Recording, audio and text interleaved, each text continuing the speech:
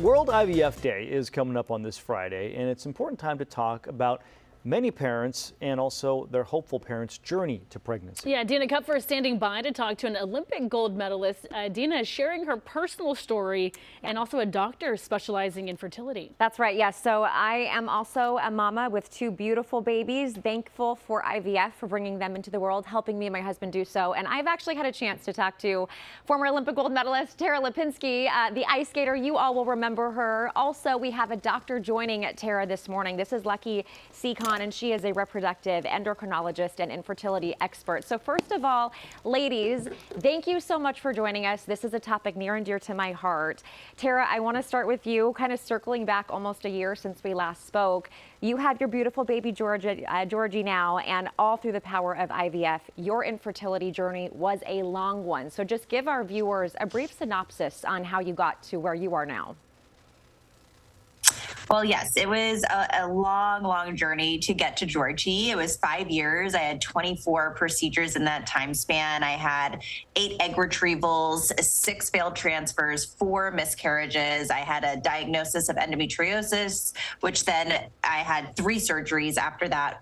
And it was probably one of the most difficult times in my life, just thinking about the emotional aspect of the journey. And I look back now and I'm so glad that I shared my journey and that I shared my story, because for almost 5 years, I kept everything to myself, and that it felt heavy. It was a lot to have to deal with, and you become isolated from your friends, your family, your normal day-to-day life activities. And after sharing, my only regret is that I wish I did it sooner, because the support was overwhelming. And also my hope was that my story could possibly be even, a small hope for someone else. And also to remind people that they're not alone. There are other people that have experienced this and feel these same emotions. Yeah, and I know after I shared my journey, I heard from so many of our viewers who either were going through it or who had family members going through it as well.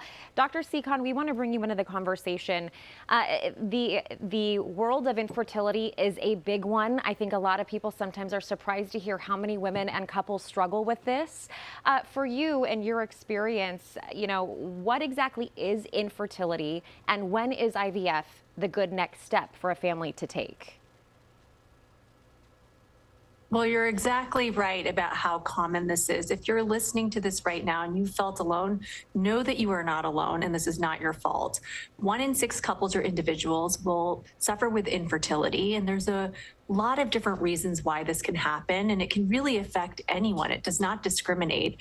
A third of cases are due to a female factor, like issues such as egg quality or problems like endometriosis or PCOS. The other third is a male factor, problems with sperm quality or production, and you can also have a combination of both factors. And sometimes you're going to do all of the tests and you still won't get an answer as to why, which can be really frustrating. But that doesn't mean that there isn't a potential treatment solution. IVF is one of those treatment options, and it's actually one of the most effective and efficient treatment options. And it entails basically taking this process of reproduction outside of the body. So when you're normally ovulating 1 egg each cycle, we know we can access more than 1 egg, and that's what we're trying to do with IVF. So we have women take shots for about 2 weeks. They're having a procedure to extract the eggs, and then we're working with the eggs and the sperm in the lab environment and trying to grow them into embryos, which takes about a week. At that stage, we can test them, which is something that's really driven up the success rates and helped to reduce miscarriage. And we can also freeze them, which is a form of fertility preservation. So this can be used for a variety of reasons. It can be used to overcome barriers such as blocked fallopian tubes, which can happen a lot of the times with problems like endometriosis. If there's a low sperm count, it can be used to bypass that. But there's so many different people going through this journey and so many different ways that it can look. There's same-sex couples who need to rely on technologies like this to build their family, and those that have been affected by problems such as cancer and needed chemotherapy, which can cause irreversible infertility.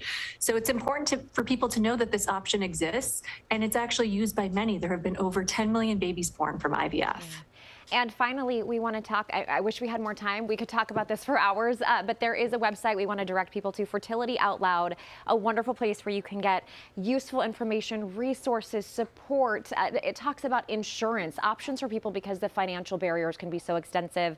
Final word to you, Tara. I know that this is something that is so important for you. You have been advocating for people to really do a little bit of their research and to try to find out what resources are available. So what's the last step for you that you want to make sure people know about before we leave you today?